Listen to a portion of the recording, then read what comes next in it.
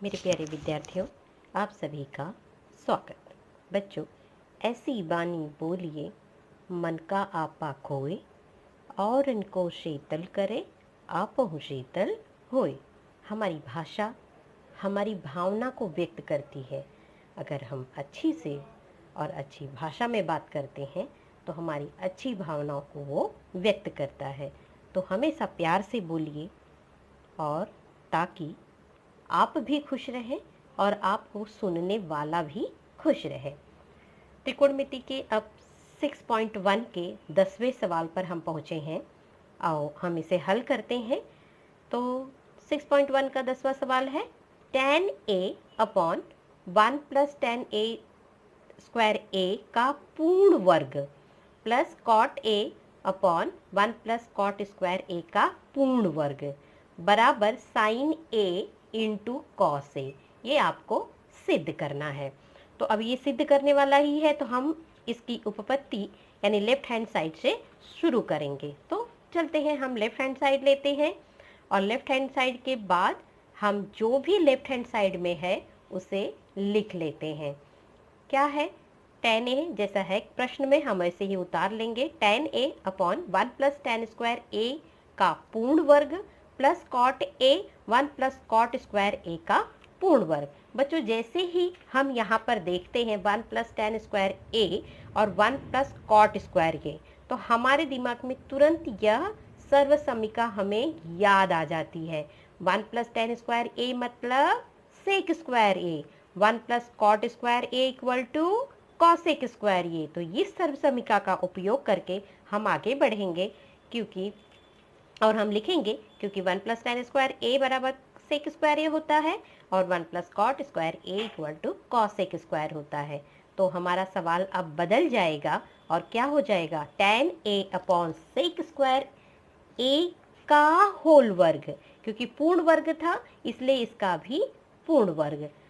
1 plus cot square a change to cosec square a और उसका वर्ग। अब हम tan कॉट और सेक कॉसेक को चेंज करते हैं और फिर पहले उसको सेपरेट करेंगे, स्प्लिट अप करेंगे। कैसे? दो पद में tan a into sec raise to 4a plus cot a into 1 upon cosec raise to 4a। यानी कि जैसे a अपॉन b है तो a अपॉन b को हमने क्या लिख दिया? a अपॉन b है, a अपॉन b हमने अलग अलग कर दिया इसको। a और 1 अपॉन b सेम चीज है लेकिन अलग अलग, इसको दो पद को अलग दिखा दिया। एक ये अंश और ये 1/b। तो इसको अलग अलग दिखाने से हमें क्या मिल रहा है कि tan a और 1 अपॉन सेक क्या है? कॉसेक का गुणात्मक प्रतिलोम, अर्थात 1 अपॉन सेक की जगह हम क्या लिख देंगे? cos raise to 4a plus cot a, और कॉसेक क्या है? साइन a का गुणात्मक प्रतिलोम, तो हम उसका क्या लिख देंगे? Sine a raise to 4a। अब ये लिखने के बाद इसके बाद हमने 1 अपॉन कॉस को जो चेंज किया हमने जानकारी लिख दी, क्योंकि कॉस a क्या होता है? उस 1 अपॉन सेक a, और सेक a क्या होता है? 1 अपॉन कॉस a, एक दूसरे के गुणात्मक प्रतिलोम है। साइन a बराबर 1 अपॉन कॉसेक a, और हमने इसी अनुसार ये लाइन हमने चेंज कर दी। अब आगे बढ़ते हैं। साइन a tan a को हमने चेंज किया sine a upon cos a, और ये cos raise to 4a plus cot को हमने चेंज किया sine a upon cos a upon sine a into sine raise to 4a। अब इसको हम ध्यान से देखेंगे, यहाँ कॉस का 4 घात है और यहाँ पर कॉस a है, तो 4 घात में से 1 घात माइनस हो गया। अब यूं कहे कि एक कॉस का भाग चला गया तो कितना बचेगा? 3। साइन a और कॉस 1 यहाँ से चला गया, कट गया, तो कॉस 3 बचा। और यहाँ पर साइन a और यहाँ पे 4 घात है तो 1 घात माइनस हो गया, तो कितना बचा? साइन घात 3। अब ये घात के नियम से आप कर ले सकते हो, और नहीं तो अब घात के नियम से, क्योंकि जब 4 घात है तो हम 4 बार तो साइन ए लिखेंगे नहीं, तो हम घात का नियम ही वहां पर समझेंगे। नहीं तो जैसे a घाते 4 होता है और a, तो हम लिख देते हैं यहाँ 4 घात है, इसमें एक घात माइनस हो गया तो a घाते 3। नहीं तो छोटे बच्चों में हम कैसे करते हैं, 4 घात है तो 4 बार लिखेंगे, फिर बटे a मतलब एक घात कट गया। ये 5वीं छठी के बच्चों को हम सिखाते हैं। तो आपको घातांक का नियम पता है, यहाँ एक घात है और जब बटे होता है तो घात बटे का घात ऊपर के घात से माइनस हो जाता है। एक का घात 4 है, यहाँ एक का घात 1 है, तो उनके घातांकों का अंतर हो जाता है। वैसे ही यहाँ पर हमने उनके घातांकों का अंतर कर दिया है। तो अब अंतर होने के बाद क्या बचा है, साइन a इंटू कॉस घाते 3। 4 था, एक कम हो गया, 4 था, एक कम हो गया। अब हमारा सवाल बदलता है। अब आगे बढ़ते हैं अपने सवाल के। हमें क्या मिलता है, साइन a इसमें भी है, cos sine cos, sine cos, ये हमारे दो पद हुए, एक पद दूसरा पद। इस पद में और इस पद में कुछ चीजें सामान्य हैं। तो क्या सामान्य है, साइन ए यहाँ पर भी है, यहाँ पर भी है, कॉस यहाँ पर भी है, यहाँ पर भी है। तो जब ऐसी बातें होती है तब हम सामान्य लेते हैं। और क्या सामान्य लेते हैं, जिसका घात कम होता है। यहाँ पे साइन ए एक घात है, साइन यहाँ पर 3 घात है, तो दोनों में से कौन सा घात छोटा है, साइन का, तो हमने साइन ए कॉमन ले लिया। उसी तरह से कॉस का भी, यहाँ पे कॉस घाते 3 है, यहाँ पर कॉस घात 1 है, तो एक घात हमने यानी कि साइन ए और कॉस ए हमने सामान्य ले लिया। अब यहाँ से साइन ए तो यहाँ आ गया, बचा क्या है, कॉस 3 है, 1 आ गया तो बचा 2, प्लस यहाँ पर कॉस और साइन एक एक चला गया तो कॉस तो चला गया, साइन 3 घात था, एक घात बाहर आ गया तो बचा क्या, साइन घाते 2 यानी साइन स्क्वायर ए। अब sign A plus cos A और ये cos square A plus sine square ये कितना हो गया, 1। तो अब हमारा सवाल क्या हो गया, sine A into cos A, क्योंकि हम यहाँ लिख देंगे क्यों 1 लिखा, sine square A plus cos square A equal to 1, इसलिए हमारा सवाल अब क्या बचा लास्ट में, sine A into cos A, और यही तो हमारा राइट हैंड साइड है। अतः हमने सिद्ध किया tan a upon 1 plus tan square a का पूर्ण वर्ग plus cot a upon 1 plus cot square a का पूर्ण वर्ग बराबर साइन ए कॉस ए। हम अपने सवाल पे तो हम पहले चेंज किए सर्वसमीका के अनुसार, इसके बाद परिवर्तन करके हम अपने राइट हैंड साइड पर पहुंच जाते हैं। अब आगे बढ़ते हैं अपने सवाल को, 10वां सवाल हमने कर लिया है। अब हम 11वें सवाल पर पहुंचते हैं और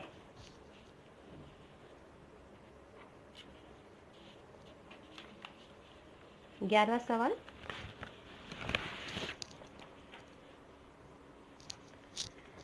देखते हैं सवाल क्या है हमारा 11वां। सेक रेस टू 4a और कोष्टक में 1 minus sine raise to 4a minus 2 tan square a बराबर 1। यानी ये पूरा सवाल हमें हल करना है और हल करके हमें लाना है 1। ठीक है, तो हम अपने लेफ्ट हैंड साइड को शुरू करते हैं।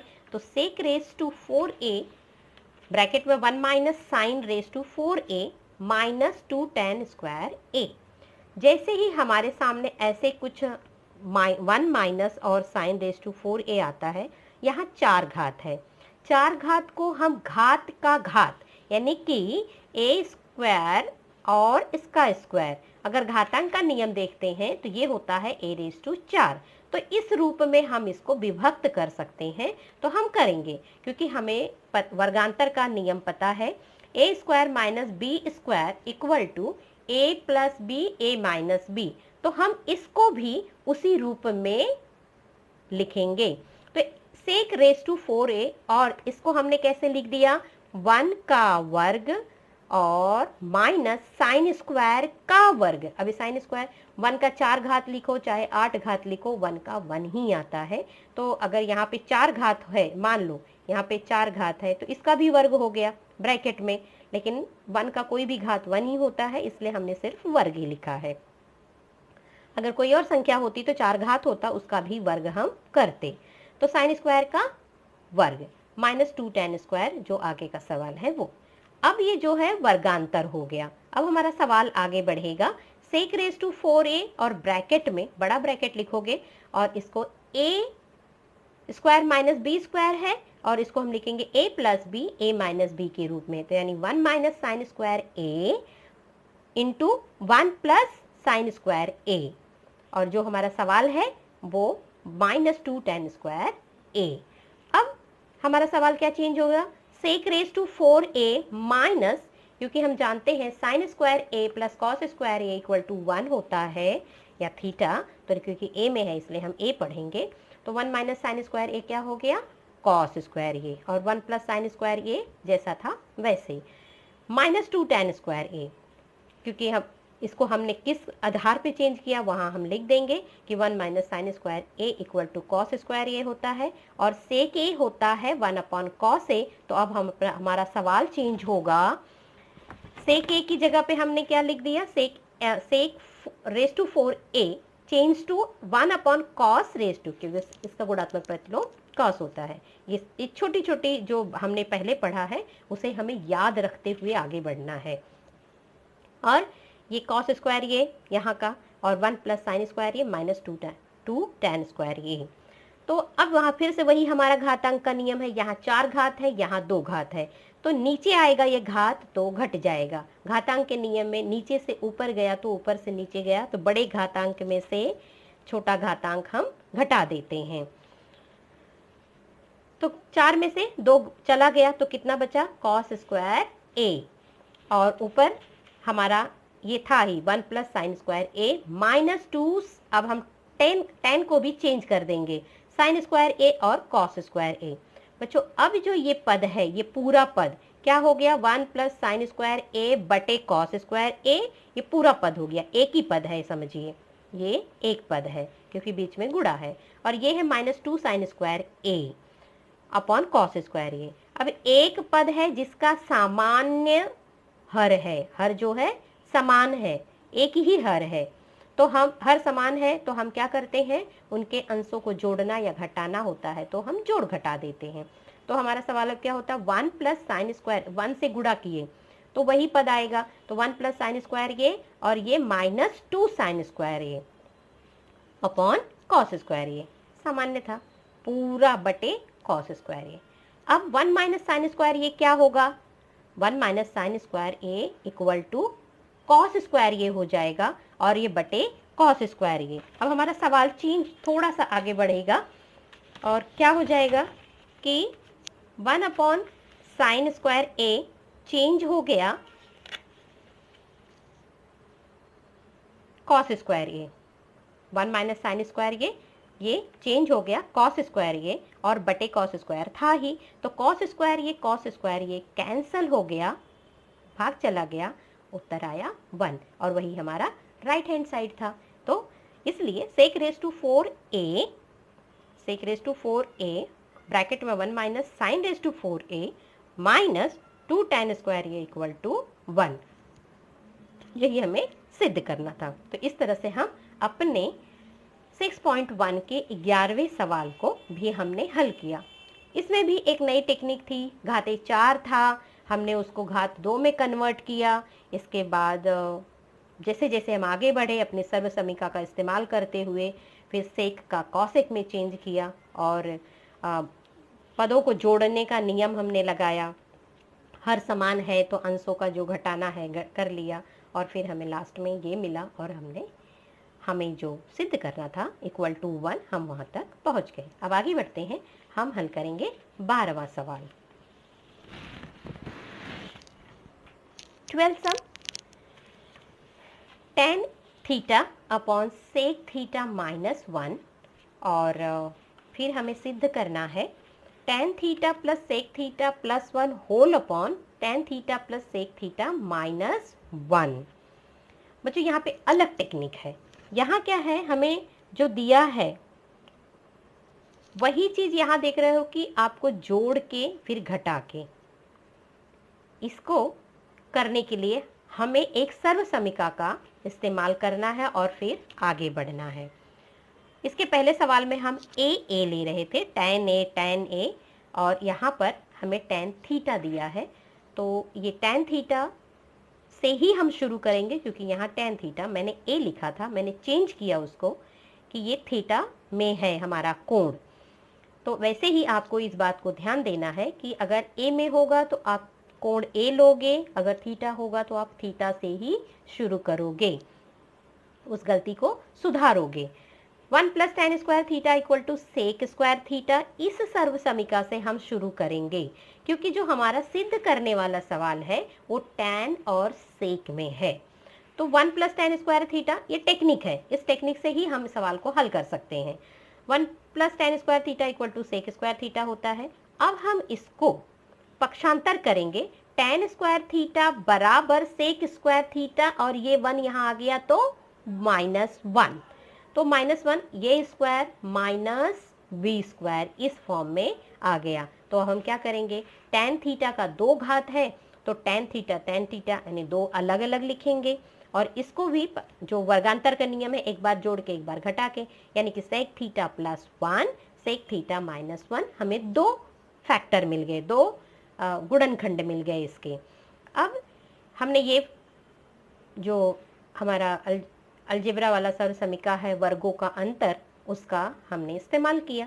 तो अब tan थीटा जो है ये हम इसको इस तरह से लिखेंगे, कैसे, tan theta upon sec theta -1, यानी यहाँ पर जो है इसमें से एक हम इस तरफ ले लेंगे और एक tan थीटा उस तरफ पक्षांतर कर देंगे, क्योंकि गुणा है तो यहाँ से जो आएगा वो बटे में हो जाएगा, यहाँ से जो tan थीटा जाएगा वो बटे में हो जाएगा। अब यहाँ पर हमें ये निश्चित करना है कि हम प्लस वाला ले या माइनस वाला ले, तो हम इसके लेफ्ट हैंड साइड को देखेंगे।